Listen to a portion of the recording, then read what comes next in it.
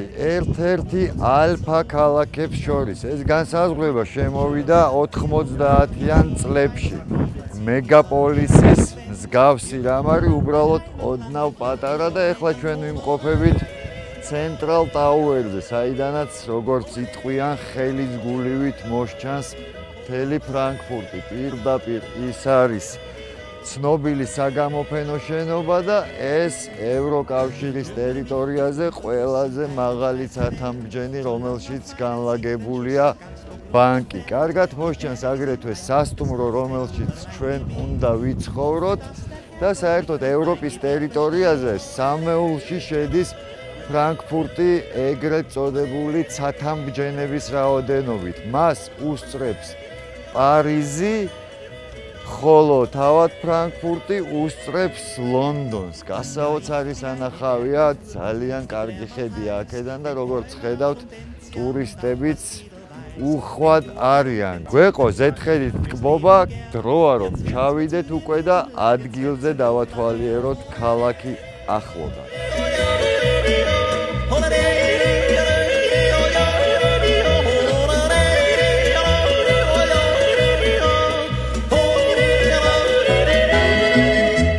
ფრანკფურტის ერთ-ერთი მშვიდი ქუჩა გოეთეს სახლ-მუზეუმი. სახლი, რომელშიც ის 26 წელი ცხოვრობდა და მოღვაწეობდა. ეს სახლი იყო დანგრეული და მოგვიანებით აღადგინეს. მისი ბაბუა დედის მხრიდან იყო ბურგემინისტრი.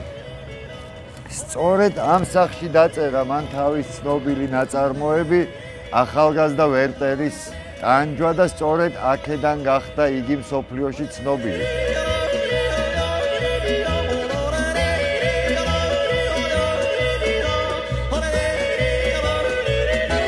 სადაც ახლა ეს კოშკი მოსჩანს, შუა საუკუნეების ჯამს ქალაქის გალავანი იყო. როგორც ხდებოდა შუა საუკუნეების დროს, თავისი თხრილით და თავისი დამცავი კოშკებით. ასეთი კოშკი 50-ზე მეტი იყო, დაახლოებით 53-დან 55-მდე, ზუსტ ციფრს ვერავინ ვერ ასახელებს. შემდეგ მოგვიანებით მე-19 საუკუნის დასაწყისში ქალაქის კედელი დაინგრა და კოშკიც მხოლოდ 3 ცალი შემორჩა ქალაქს. რო დავხედოთ ქალაქის გეგმას, გალავნის ადგილას არის გამწვანება. პარკებია სულ იმ ადგილას, სადაც ოდესღაც გალავანი გადიოდა და მკაცრად არის აკრძალული ამ მწვანე ზოლზე რაიმე საშენება.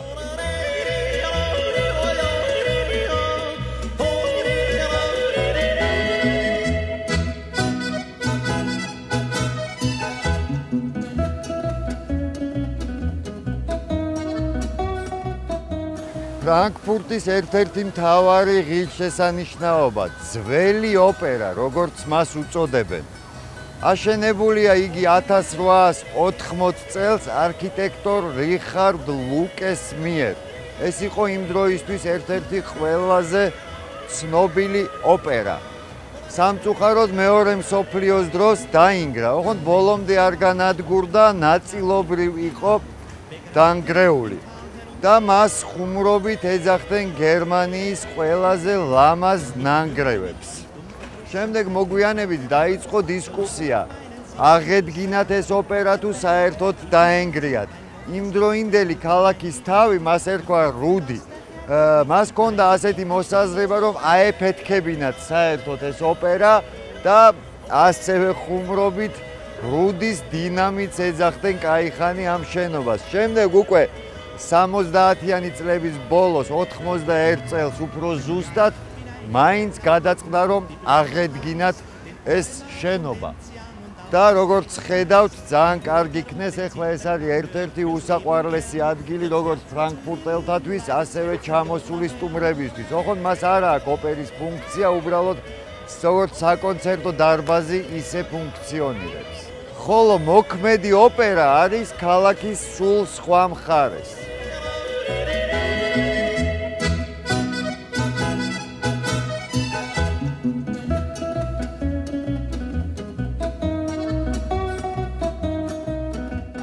მეორე მსოფლიო ომის დროს ცნობილი დაბომბვების შედეგად 5500 ადამიანი დაიღუპა, განადგურდა მთელი რაიონები ფრანკფურტის.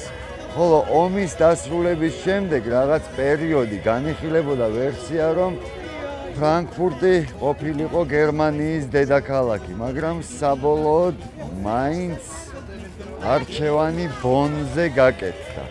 ეს არის ცნობილი ხიდი, ხიდის ორივე მხარეს ბაზრობებია და ვერაფრით ვერ ავხსენი ეს ფენომენი. ბევრი ევროპის ქალაქში შეხვდებით კლიტეებს, ბერლინში გადავიღეთ მსგავსი ხიდი, ბუდაპეშტშიც მეგულება და ევროპის ბევრ ქალაქშია ასეთი ტრადიცია. არ იქნებოდა ცუდი, რომ თბილისშიც დაგვენერგა მსგავსი ტრადიცია.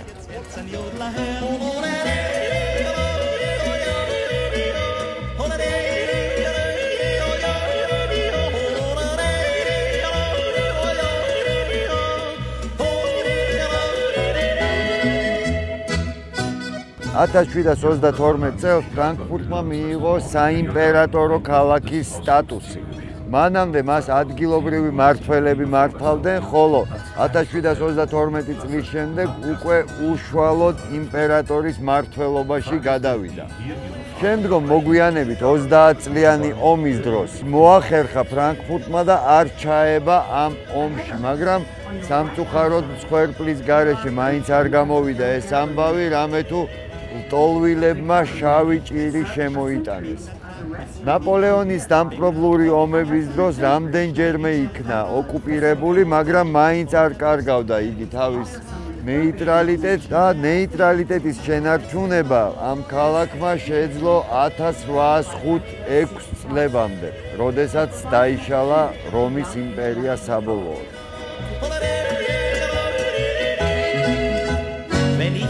gestorben bin, dann tragt mich hoch hinauf. არ ვიმჩნევ, მაგრამ მე მგონი დავიკარგესავით. თუმცა როცა არსებობს ისეთი სუბსტანცია, როგორიც არის ღირსება, ამ შემთხვევაში მატერიაც, ჰონორ, ნამდვილად არ არის სახიფათო, არც დაკარგვა და არაფერი. ჩემი ერთგული მეგობარი აქ არის და გზას გამიკვლევს ძალიან იოლად.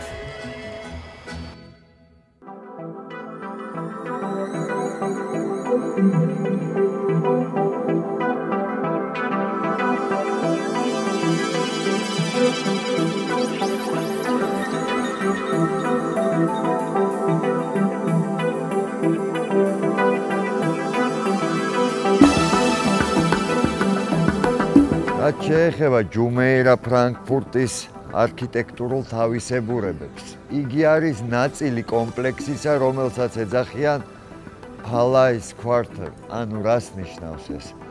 ეს არის ძველი სასახლე ბაროკო სტილში ნაშენი, რომელიც თარიღდება მე-18 საუკუნეში და უკავშირდება ტურნეს და ტაქსის ბელგიელ ძმებს, რომლებიც ჩამოვიდნენ ბრუსელიდან და აქ ააშენეს ეს სასახლე. ბუნებრივია, ეს მისი პირვანდელი სახე არ არის, რამდენჯერმე გააკეთეს რესტავრაცია. და სწორედ ამ კომპლექსშივე ჩაჯდა ჯუმეირა ფრანკფურტის ძირითადი შენობა, რომელსაც ეხლა ჩვენ ვხედავთ, რომელიც არის შემინული, მისი სიმაღლე წარმოადგენს 136 მეტრს, ხოლო შიდა ფართობი არის 20,000 კვადრატულ მეტრზე განთავსებული. შევალთ ეხლა და შევეცდებით შიგნით დავათვალიერებთ.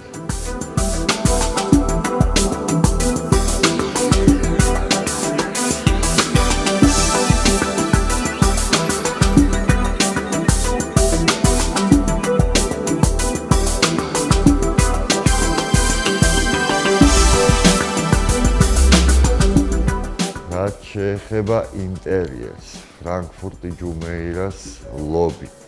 მახსენდება ფილმის სახელწოდება ბურჟუაზიის მოკრძალებული ხიბლი, თუმცა სიტყვა მოკრძალებული აქ ნამდვილად უადგილოა, უფრო ვიტყოდი, რომ პიკი. ყველაფერი არის უმაღლესი გემოვნებით, როგორც ხედავ, დიზაინში არის ეკლექტიკა, შერწყმა ძველის და ახლის, ყველაფერი არის მაღალ ტექნოლოგიებზე. რაც შეეხება გაფორმებას, 200-ზე მეტი ნახატია გერმანელი არტისტისა ხარვინ ევერბახის, რომელიც გამოირჩევა იმით, რომ მას აქვს თავისი განუმეორებელი ტექნიკა, იგი ხატავს როგორც ხელით, ასევე ფეხით. და ეხლა შევალ და შევეცდები აგიხსნათ, როგორ მუშაობს ლიფტები.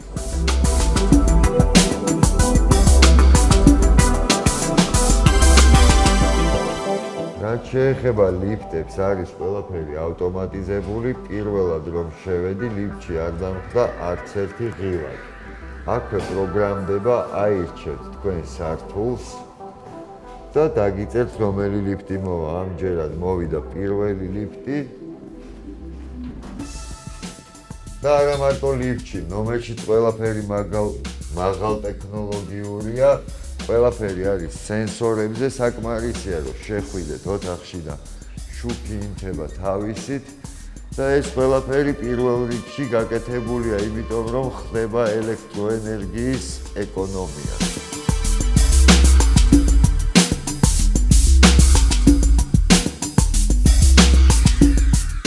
Peter Seiling and Associate ეს არის დიზაინერული ფირმა, რომელმაც იზრუნა ამ ნომრის ინტერიერზე და როგორც ხედავთ, საკმაოდ გემოვნებით. თითქმის ყველა ნომრიდან იდეალური ხედი იშლება, მაგრამ არის გარკვეული ნომრები, საიდანაც განსაკუთრებით კარგად ჩანს ყველაფერი. ეს ნომერი ერთ-ერთი მათთაგანია, როგორც ხედავთ, ჩვენს უკან ცათამბჯენების ტყე მოსჩანს, ეგრეთ წოდებული სითი.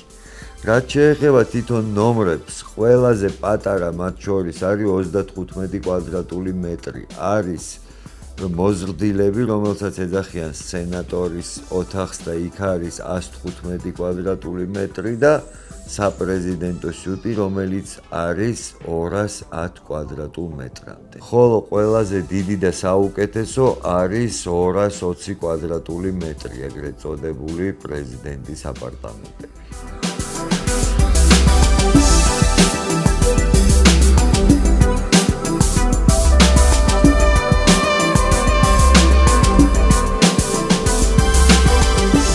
ესეც ერთ-ერთი რესტორანი, რომელიც ასევე ეკუთვნის ჯუმეირა ფრანკფურტს.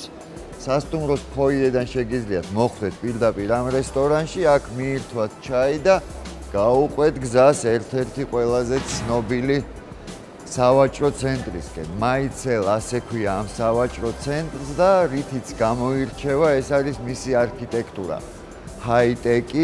ჰაი-ტექშია გადაწყვეტილი და ყველაზე გრძელი ექსკავატორია, რომელი ბრენდი გნებავთ, რომ აქ არ იყოს. ასე რომ თუ შოპინგი გადაგიწყვეტიათ, შორს წასვლა ნამდვილად არ მოგიწევთ, აქვია ყველაფერი.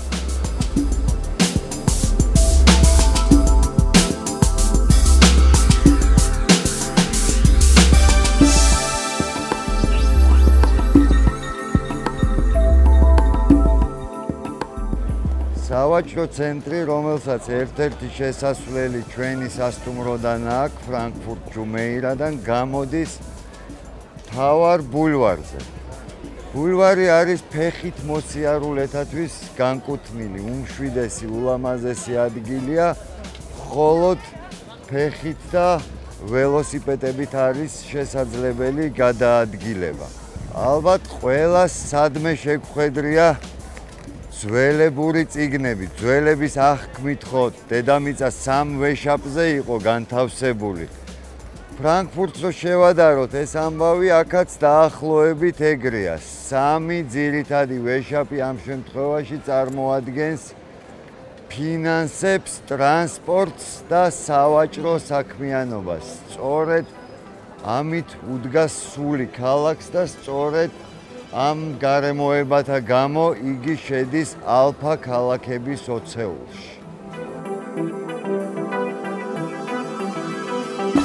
და ესეც ერთ-ერთი ორიგინალური სერვისი სასტუმროსი. ველო რიქშა თქვენ შეგიძლიათ დაათვალიეროთ ქალაქი ამ სახის ტრანსპორტით, მაგრამ გარდა უბრალოდ მისი ორიგინალობისა, პრაგმატული დანიშნულებაც აქვს, იმიტომ რომ არის პერიოდები, როდესაც ფრანკფურტში არის სულ ტრაფიკის აცობი, ანუ და მაგ დროს ბიზნესმენებიც სიამოვნებით იყენებენ, როდესაც რამე შეხვედრაზე არიან მისასვლელი, ძალიან ხშირად ტაქსს ამჯობინებენ ამ სერვისს.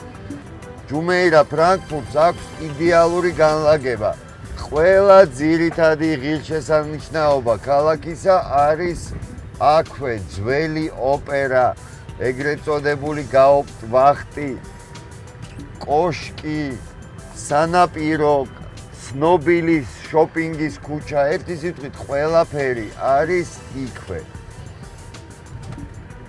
ამ შენობას ეძახიან გაოპტვახტს, როგორც იცით, გაობახტის სლენგში იხმარებოდა ხოლმე, რატომღაც ჯარისკაცები ხმარობდნენ, ჯარისკაცების დროებითი მოთავსების იზოლატორს ეძახდნენ ხოლმე ასე. სინამდვილეში აქ იყო ქალაქის დასაცავი პუნქტი, აქ იდგა ჯარი და აი როგორც გითხარით, საიდან იღებს სათავეს ავაც ახსენებელი გაოპტვახტი.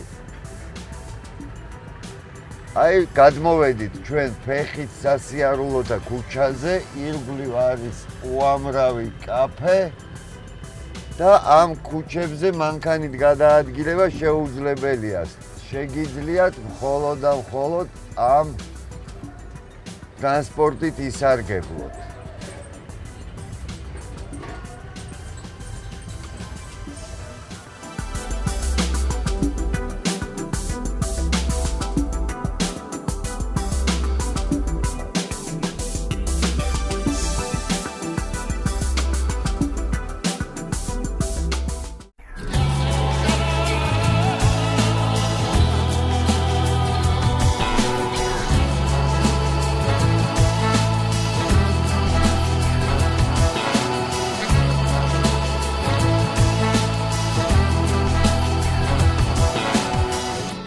ჩვენი დღევანდელი გადაცემის მასპინძელია რესტორანი შატრო ჭავჭავაძის 75 და ჩვენი გადაცემის სტუმარი გურამ შეროზია, ბლოგერი, მოგზაური, მწერალი, საინტერესო პიროვნება. დიდი მადლობა გადაცემაში მობრძანებისთვის. მადლობა მოწვევისთვის. პირველ ნახევარში ფრანკფურტზე გქონდა საუბარი და გავიხსენოთ ჩვენი გერმანული ვოიაჟი, როგორც ვიცი, ოქტომბერფესტზე ხარ ნამყოფი და შენი გერმანული შტაბ-ეჭდილებები. ჩემი გერმანული შტაბ-ეჭდილება იყო ერთ-ერთი პირველი ევროპული შტაბ-ეჭდილება და სხვათა შორის ძალიან საინტერესო შემთხვევითობით მოხდი ოქტომბერფესტზე. ანუ სახელიდან გამომდინარე ოქტომბერფესტი ჩვენს ასოცირდებოდა რომ რაღაც ფესტივალი რომელიც იწყება ოქტომბერში. ნუ მოხდა ისე რომ ვიყავი კონფერენციაზე პასაუში, ვიჯერ ჩავედი მიუნხენში, წინასწარ გავიგე ადგილი, სადაც უნდა გავჩერებულიყო უკანა გზაზე, სადაც 20 евро შემოვინახე, სადაც გაჩერდა ჩემი უკრაინელი მეგობარი, მანამდე ჩემამდე. და უკანა გზაზე ბრუნდები ისევ ამავე სასტუმროში, სადაც ვიცი რომ 20 ევროთ უნდა გავჩერდე და მეუბნებია რომ ღირს 80 евро. მეუბნები რანაირად ღირს 80 евро, როცა ეხა იყო ვიცი ზუსტად ჩემი მეგობარი. ნუ შენი მეგობარი იყო ერთი კვირის წინ, ეხლა არის ოქტომბერფესტი. ესე შემთხვევით სასტუმროს გაძვირებიდან გამომდინარე, გავიგე რომ თურმე დაიწყო ოქტომბერფესტი და ამიტომ გაძვირდა. უკვე საერთოდ აღარ მადარდებდა ის რომ გამიძვირდა იქ რაღაც სასტუმრო და ასე შემდეგ. პირველად ვიყავი დორმში, სადაც 8 ადამიანი იწვა ჩემს ოთახში და რატომღაც მაინც შიში მქონდა, რა კი პირველად ვიყავი რაღაც ჩანთებზე ზედ მეძინა ფოტოაპარატებზე ასე შემდეგ. პირველი გასვლა იყო ევროპაში. მეორე იყო პოლონეთში ვიყავი მანამდე, სადღაც გეუბნები 5 წელი, 6 წლის წინამდელ ამბავს. და იმდენად მოვიხიბლა ოქტომბერფესტი, თან ინფორმაცია როგორც ესეთი არ მქონდა, იმიტომ რომ ლუდის მოყვარული არ ვარ დიდად. და დავტოვე სასწრაფოდ შემნახულ საკანში ჩემი ბარგი და ფაქტიურად მთელი ღამე სახლში არ მოსვლა, იმდენად აჟიტირებული და ესეთი აღფრთოვანებული ვიყავი. თან ჩემი შესვლაც მოხდა ძალიან ისე მეტრო ამოდის პირდაპირ შუაგულ ცენტრში, ანუ ოქტომბერფესტის და თან ტელეფონზე ვსაუბრობ, ანუ ვუხსნი ემოციას ჩემ მეგობარს, რომ აი ჩამოვედი, რაღაც ესე და ესე ვარ და უცებ დავასრულე საუბარი, გავთიშე ტელეფონი და ვდგავა რაღაც შუაგულ 64-ში, ფაქტიურად 64-ში, იმიტომ რომ აი ყველაზე დიდი შტაბ-ეჭდილება იყო, აი როცა გინდა რომ აი რაღაც, არ ვიცი. მთელი ღამე გავატარე გიაცის ქვეშ ოქტომბერფესტზე, სადაც იქ ბავარიულ სამოში გამოწყობილი ხალხიც ეკვავდა, იქ ვიღაც ლუცსვავდა, ქუჩაში რაღაცები მზადდებოდა, მოკლედ ერთ-ერთი ყველაზე ისეთი ძაფრი შეგრძნებები და შტაბ-ეჭდილებები დავბრუნდი.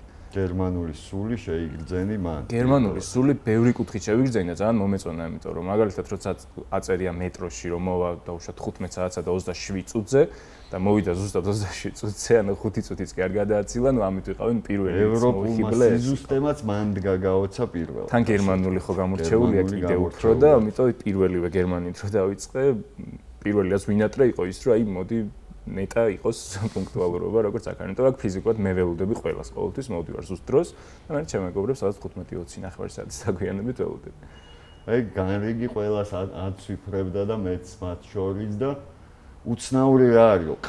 ერთადერთი სადაც მიმოგზაურია ყაზახეთში იყო მსგავსი, შეიძლება ძნელი დასაჯერებელია, მაგრამ აი რა წამებში წეწერა შევიდო და სადგურში, ოღონდ რკინიგზის მატარებელზე მაქვს საუბარი, აი ეგრე მოხდა. ხო, კარგი, მატარებლის შემოსვლა მეტროსი გასაგებია, იმიტომ რომ მეტროა და არაფერი არ უშლის, ხო, ნუ სხვა მატარებლების გარდა. მაგრამ ანალოგიური გაოცება მქონდა სტოკჰოლმში, როცა ავტობუსს ეწერა ზუსტად საათსა და 17 წუთში ჩავიდოდა აეროპორტში, ანუ გზაზე ტრაფიკია, რაღაც ხდება, სადღაც აჩერებს, ზუსტად წამი-წამში ჩავიდა. და ვერ მივხვდი, ანუ როგორ ხდებოდა ამ თქვათ იმ ტრაფიკის გათვალისწინება, ეგ შუქნიშანი როდის მოუწევდა, არ ვიცი. იმდენად ზუსტად ჩავიდა, რომ იქაც ნუ ვერ დავმალე გაოცება და დღემდე ვერ ამახსენე ეს ფენომენი, აი როგორ შეიძლება წამი-წამში დამთხე, როცა ქუჩაში მოძრაობს, სადაც ნებისმიერ რაღაც შეიძლება მოხდეს. შენ ბლოგს ვადევნებ თვალყურს და არ გამომრჩა ბოლო შენი ვიზიტი ოკეანს მიღმა და გაგვიზიარე შთაბეჭდილებები. ჩემი ბოლო მოგზაურობა ზაფხულში და პირველი მოგზაურობა ესე შორს. ანუ ვიზა ავიღე დაახლოებით 2 წლის წინ ამერიკის და მაინც რაღაცნაირად თავს ვიკავებდი წასვლისგან, იმიტომ რომ ჯერ ერთი რომ ვერ დავემთხვია ვერავის შვებულებებში და მარტო მიწევდა წასვლა და მეორე ის რომ თან დიდი ხანი ფრენათან სრულიად უცხო გარემოში სადაც არ ყოფილიყარ არასდროს, თუმცა ჩამოსვლის შემდეგ უკვე ჯავშნიდი მომავალი ზაფხულის ბილეთებს იგივე მიმართულებით, იმდენად ისეთი დიდი შთაბეჭდილება მოახდინა. ბლოგი, რომელზეც საუბრობ, ძირითადად სხვადასხვათვის იყო, ანუ იქ მოგზაურობის ელემენტები იმდენად არ ჩანდა, რამდენადაც ემოცია და ხალხთან კომუნიკაცია, რომელიც ასევე მქონდა. ლათინოამერიკელები ჩემი ერთ-ერთი ესე ვთქვათ, favorite ტიპაჟები არიან, ბევრი, მრავალი გაგებით. და რაც შეეხება მაიამის და ნიუ-იორკს, ნიუ-იორკი მქონდა რაღაც როგორც ბავშვობის ოცნება, რომელიც ბოლოსკენ უნდა მოვიტოვო, თუმცა ნუ ვერ მოვითმინე და ბოლო ქვეყანამდე მაინც ნაადრევად ჩავედი. ნუ მომეწონა, იმიტომ რომ ეს არის რაღაც თავისუფლების პიკი. ჩემი მოგზაურობა ძირითადად ასოცირდება სრულ თავისუფლებასთან, იმიტომ რომ აქ ვარ ლექტორი, ვარ მარკეტინგის დეპარტამენტის უფროსი, ნუ მიწევს რაღაც დონემდე თავშეკავება და ხო, კეთება. რუტინას ვერ დავარქმევდი, იმ გაგებით ვამბობ, რომ აი რაღაცა ვთქვათ, თავის გაკონტროლება თუნდაც, აი როგორც მაიამის ქუჩებში მთვრალი შეიძლება რაღაც დახეული ჯინსებით ქუჩაში მღეროდე და მოკლედ ათასისრულებს ვაკეთებდი, თქვენი ცოტა შეზღუდული ვარ. და ამ კუთხით მაიამიში სადღაც შორს, სადაც ყველა თავისუფალია, ყველა ბედნიერია, არავის არ ძინავს, სიცოცხლე ჩქებს, აი დამჭა ემოცია, რომ ისე კარგად ვერ ვატარებთ რას, როგორც უნდა ვატარებდე და რაღაც ესეთი სამაგალითოდ წამოვიღე რაღაც ცხოვრების სტილის რაღაც ელემენტები იქაური ადამიანების. და ვცდილობ, რომ აქაც მსგავსად მოგზაურობა იმედია გეხმარება იგივე შენს სხვა საქმიანობებში. ბევრ რამეში მეხმარება, აი მარკეტინგს ეხმარება იმ კუთხით, რომ უფრო მეტ რაღაცას და საერთაშორისო კომპანიების რაღაცა აქტივობებს, რეკლამებს ასე შემდეგ ნახულობ გზად. მეხმარება პარალელურად ჩემ ბლოგის წერაში, რომელიც მართალი 1 წელია დავიწყე, მაგრამ საკმაოდ ისეთი კარგად აიტაცა მკითხველმა, ძალიან კარგია და ჩემი თითოეული მოგზაურობა არის ჩემი რაღაც ახალი ბლოგ პოსტის ან ბლოგ პოსტების წყარო. იმიტომ რომ იქ არ არის მარტო მოგზაურობა და თქვათ ფოტოების გადაღება რაღაც არქიტექტურასთან და შენობებთან. იქ არის ცხოვრება, იქ არის შეიძლება თქვათ სასიყვარულო ურთიერთობაც, როცა მოგზაურობ, გაცილებით მალევე 20 ჯერ უფრო მალე მიყვარდება, ვიდრე თქვათ ყოველდღიურ ცხოვრებაში. არის ასევე ის, რომ ღამის ცხოვრება ყველგან სრულიად სხვადასხვანაირია. თან მაქვს ერთი პრინციპი, რომ არ ჩავდივარ არასდროს სასტუმროებში. ანუ ნაური პრინციპია, რა თვალსაზრისით, ფულის დაზოგვის მიზნით. ფულის დაზოგვაც არის, ახლა ვერავინ ვერ იტყვის, რომ რაც არ უნდა მეტი კონდეს შემოსავალი, ხა როცა ზოგავ და უფრო მეტ რაღაცას აკეთებ, უკეთესია. ესეც არის. თუმცა მეორე ხარისხოვანი, ანუ არის საიტი Couchsurfing-ი, გეცოდინება, რომლის საშუალებითაც სოფლიოს მასშტაბით პოულობთ მასპინძლებს, ანუ იქ არის ჩამონათვალი საერთო ინტერესები, ვისაც ჩემნაირად თქვათ აინტერესებს მუსიკა, აინტერესებს არტი, აინტერესებს ლიტერატურა, ასე შემდეგ, პოულობ ადამიანს, რომელთანაც მაქვს საერთო ინტერესები, ჩავდივარ, რჩები უფასო და შემდეგ ისინი ჩამოდიან ჩემთან და რჩებიან, ან არ ჩამოდიან და უბრალოდ დროს ატარებენ ჩემთან. და გარდა იმისა, რომ ცხოვრობ უფასოდ, ყველაზე მთავარი არის ის, რომ ქვეყნის სულში და ქვეყნის ესე ვთქვათ, მთავარი მუღამი სლენგს გამოვიყენებ, რაც შეიძლება იყოს, შედიხარ ბოლომდე.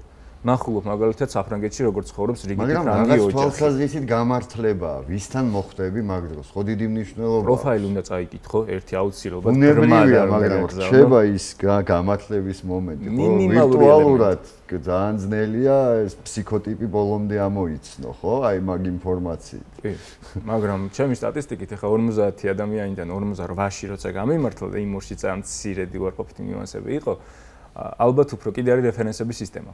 დავუშვათ დარჩა ვიღაც უტოვებს კომენტარს რომ აი კარგი ბიჭია, ესეთი პატივიცა, კომუნიკაბელური რაღაცა ძალიან კარგი და როცა ვნახულობ რომ 50 რეფერენსია აქ რაღაც შემზე გაგიჟდება და დაემართება. უკვე მაგ იმაში ძალიან ანალიზს აკეთებ ფაქტიურად, იმიტომ რომ ანუ მე არ ვეძებ თავისუფალ გასაჩერებელს, იმიტომ რომ ბოლოს და ბოლოს წავალ ჰოსტელში და ნუ ფინანსურად ეხა არ მიჭირს რომ თქვათ მაინც და მაინც free hostel-ის ვარიანტში ვეძებ. ანუ ვეძებ უფრო კომუნიკაციას. ანუ ეძებ საინტერესო ახალ ადამიანებს. კი, აუცილებლად, იმიტომ რომ როცა ყოფილა მეგობრებთან ერთად, მაგალითად შარშან წინ ვიყავი იტალიაში 5 მეგობართან ერთად.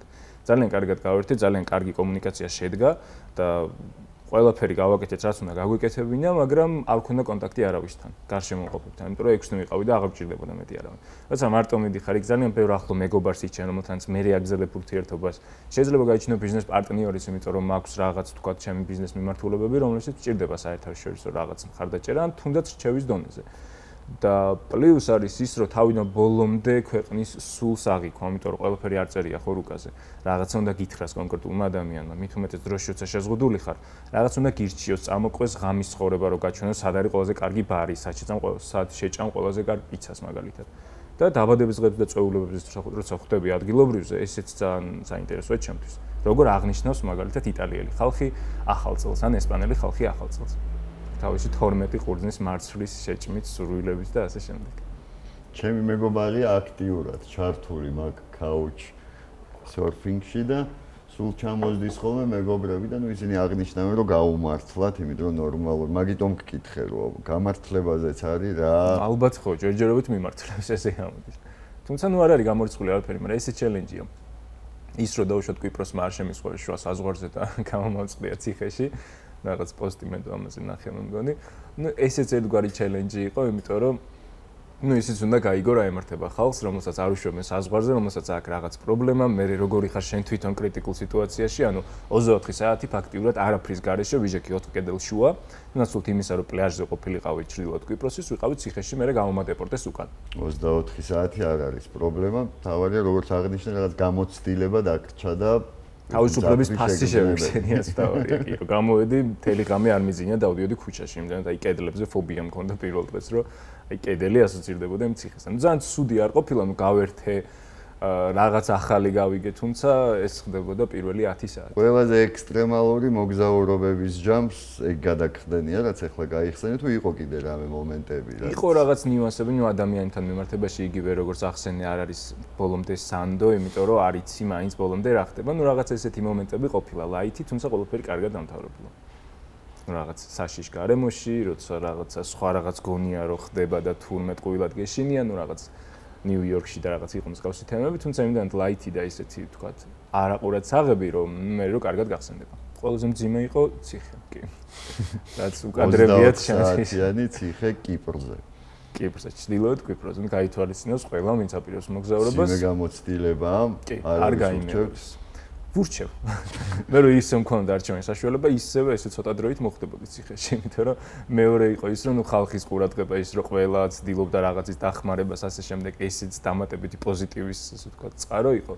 და მეორეც იქაც ყოფნისას ძალიან ბევრი რაღაც ისეთი იდეა გამიჩნდა, რომ ხე გადავწყვიტე დავწერო რაღაც ციხესთან მიმართებაში, რაღაც ესე თემაზეც. მოგზაურობებზე, რომელიც ვთქვათ, უფრო დიდი ხნით მოხდა ციხეში. ნუ რაღაც კაი ინსპირაცია დაქციე ეს 24 საათიანი დაკავებაც. საქართველოში რამდენად ხშირად მოგზაურობ? ეს არის საინტერესო და უცნაური, რომ საქართველოში ყაზბეგშიც კი არ ვიყავი ნამყოფი 2 წლის წინ, როცა ევროპის სადღაც უკვე 20-მდე ქვეყანა მქონდა ნანახი. ნუ ამას ჭყალებში ვაპრავებ იმით, რომ საქართველოში არ მოგიწონებს ბევრი ამ საქციელს, არის ასეთი სტერეოტიპი, რომ ჯერ ახაურობა, მაგრამ თუ გაქვს საშუალება, იქაც ცუდი არ არის. იცი რა თემა, ანუ სანამ მაქვს შესაძლებლობა რომ ვიარო ესე აქტიურად შორს, რის შესაძლებლობას მე შეიძლება დაუშვათ რაღაცა და სიბერეში არ მქონდეს, ვინახავ მოგვიანებით რაღაც მოკლე ტრიფებისთვის საქართველოს, მაგრამ ბოლო 2 წელია დავიწყე ათვისება. თავის გასამართლებელი. ხო, გასამართლებელია მოვიგონე. სიბერისთვის ვინახავ, როცა ყველა არ ვეთანხმები, მაგრამ სამშობლოდ. ხო, თუმცა აქაც დავდივარ ორ-ორი დღით, როცა ვიკენდ ტურებზე მივდივარ და შორს გაფრინავს ვერ ვასწრებ, სადღაც აზბეკშიც, სვანეთშიც, კიდევ სამეგრელოს სხვადასხვა კუთხეებში, ან საქართველოსაც ვნახულობ და ყველაზე საინტერესო ის არის, რომ თბილისის მშვენიერება და ის, რომ მაგარ ქალაქში ვცხოვრობთ, ორმაგად შევიგრძენი, რაც ამ სტუმრების მასპინძლობა დავიწყე. და როცა უხსნი ვიღაცას, რომ აი აქ არის ეს, აქ არის ესეთი, თქვათ, მე ისტორიასაც უყვები, მე რაღაც და როცა ხედავ აღფრთოვანებულ სახეებს, როგორ მოწონთ თბილისი, თქვათ, იქ ნარიყალა, იქ თაწმის პარკში აქ ყავს იქ სამებაში ასე შემდეგ, შენ თვითონაც უკვე ორმაგად იჯერებ, რომ მართლა კარგ ქვეყანაში ცხოვრობ. შენი თვით შეფასებად, ქვეყნის შეფასებად, პატრიოტიზმი იწევს მაგ დროს, როცა უყურებს ხვის მიერ აღქმულ შენივე ქვეყანას. სხვა თვალი დანახულ ჩემ ქვეყანას, იმიტომ რომ მართლა განსხვავებული ვართ, იმიტომ რომ ჩვენთან არის ის თანამედროვეობაც და ისტორიაც, არქიტექტურაც, სიძველეც, ყველაფერი რეალურად, რომელიც განსხვავდება ევროპისგან და როცა ხედავ, რომ ევროპის ქვეყნებზე მეტად მოწონთ თბილისი და საქართველოს სხვადასხვა რეგიონი, მე თვითონ ძალიან მეამაყება და ძალიან მიხარია. შენი უახლოესი გეგმები, ვიცი რომ ექსპრომტად ხდება ძირითადად, მაგრამ რაღაც გარკვეული გეგმა გექნება, სადაპირებ უახლოეს მოგზაურობას. ხო, სპონტანურად ხდება უფრო ქვეყნების შერჩევა, ვიდრე დროის შერჩევა, იმიტომ რომ დრო ზუსტად ვიცი, რომ ახალ წელს დასვენებებს ვაბავ რაღაც რამდენიმე დღიან შეებულებას, აღდგომას და ზაფხულში. ნუ 3 ძირითადი გასვლა მაქვს, თუ მოვახერხე ზაფხულში 2-ჯერ გავდივარ. იმდენად რამდენადაც უკვე ამოწურა ევროპა, ანუ დამრჩა ბრიტანეთი მხოლოდ და დამრჩა შვეიცარია, ლიხტენშტაინი, გადაწყვეტე რომ მივუძღვნო ასე ვთქვათ თავი აზიას. აღმოსავლეთის კულტურა შევისწავლო, მაგრამ აზიაში არის ერთი პრობლემა, რომ ამერიკის და ევროპის ვიზები მაქვს, იქ სათითაოდ ზოგ ქვეყანაში გიწევს ცალკე ესე ვთქვათ დროის ხარჯვა ვიზაზე. ამიტომ ჯერ ვიწყებ უვიზო ქვეყნებით, მაგალითად ახალ წელს გეგმავ შრი-ლანკას და მალდივის კუნძულებს. სხვათა შორის შეიძლება ბევრმა არ იცის და გონია რაღაც ძალიან მიუწვდომელი მალდივი და ნუ გავაჟღეროთ ის, რომ შრი-ლანკადან დაახლოებით 150-200 ევრო შეიძლება მალდივებზე გადაფრენა, როცა პირდაპირ იმოგზაურე შეიძლება 1500 ევრო დაგიხდეს მალდივები. შრი-ლანკამდე რა ჯდება ეგეც ხო გასათვალისწინებელია? შრი-ლანკამდე 400-500 დოლარი, იმიტომ რომ რაღაც ძალიან ბევრი ავიაკომპანია შემოვიდა საქართველოში და 400-500 დოლარი ახლა ასე შორი მანძილისთვის საკმაოდ ნორმალურია. და მით უმეტეს, როცა ჩემი ხარჯის ძირითადი ნაწილი არის ფრენა და სხვა დანარჩენი ძირითადად რჩება მაგ მხარეში ბევრი უვიზო ქვეყანა, მალაიზია რჩება, ნეპალი, კამბოჯა უვიზო თუ იყო არ ვიცოდი ხო. ნუ ტაილანდში ჩავალავი, რომ ვიზას და კამბოჯა მალაიზიას მოვიდე. კი არა, ბევრი რჩება ძალიან, იაპონიასაც გეგმავ, თუმცა იაპონია როგორც ამერიკა აქეთა უკიდურესობა შორის ცოტა რაღაც ფეხს ვითრევ, იმიტომ რომ მაინც მარტო არ მინდა. და ვგიჟდები ლათინურ ამერიკაზე. სადაც რისთვისაც ვეძებ სასწრაფო თანამგზავრებს, იმიტომ რომ კრიმინალის დონის მიხედვით არ მინდა რომ ეს იყოს ბოლო ქვეყანა, სადაც ჩავა. ისეთი ისტორიები მომისმენია, რომ ცოტა შევშინდი. არ მაშინებს არაფერი, მე ვიქნები თანამგზავრი, ერთად მოვიაროთ ლათინური ამერიკა. მით უმეტეს თუ არ გაშინათ. წინასწარ გავარკვე რომელია თქვა იქ сейფ უბნები და რაღაც შედარებით საშიში, მაგრამ ნუ ხდება ყველაფერი, შეიძლება უბრალოდ აგერიას მისამართი, ან ორიენტირებულობის უნარი მაქვს ძალიან ცუდი, ან სულ რუკით მოძრავ, ან ხალხს ვეკითხები და შეიძლება შემთხვევით შევაბიჯო სადღაც კრიმინალურ ნაწილში, ამიტომ მარტო ალბათ ვერ გავისკავ ლათინურ ამერიკის ქვეყნებს, ნუ მინიმუმ პირველს ვერ გავისკავ და თუ პირველში ჩავედით და ნახეთ ერთად რომ არაფერი საშიში არ არის, მე შეიძლება უკვე თამამად გვაქვს ხოლმე მცდელობა, რომ ეგეთი უბნებიც გადავიღოთ ჩვენი მოგზაურობების შორიდან გადაიღოთ თუ შეხვიდეთ და აი ყველაფერი. როგორც გამოგდის, როგორც გამოვახერხებთ, ისე ვიღებთ. ხო, აი ნიუ-იორკში ძალიან შემაშინეს მაგალითად ბრონქსი და ლონგ-აილენდისკენ ფეხი არ გაადგაო, ძალიან დიდი სურვილი მქონდა რომ გამედგა, იმიტომ რომ ცოტა ისეთი აკრძალული და საშიში ადგილები მიყვარს, აი კვიპროსშიც მაფრთხილებდნენ, არის ოკუპირებული ტერიტორია. ნუ არ დავიჯერე, მივიღე, ის ღირსიც ვიყავი. ანალოგიურად, ნუ ბერმუდის ამ კუთხეზე საქართველოს ჯერ კიდევ მოიაზრება ადგილად, სადაც ქრება ადამიანები და მე მაიამიდან შევცურე ნუ მცირე მონაკვეთში. მართალია იმოქმედა იმ რაღაც ზემოქმედებამ და ჭორებმა რაც ვიცოდი და ცოტათი ნუ შიშს ვერ დავარქმე, რაღაც უცნაური შეგრძნება მქონდა. კონსპირაციის და ხო აი რაღაც თეორია.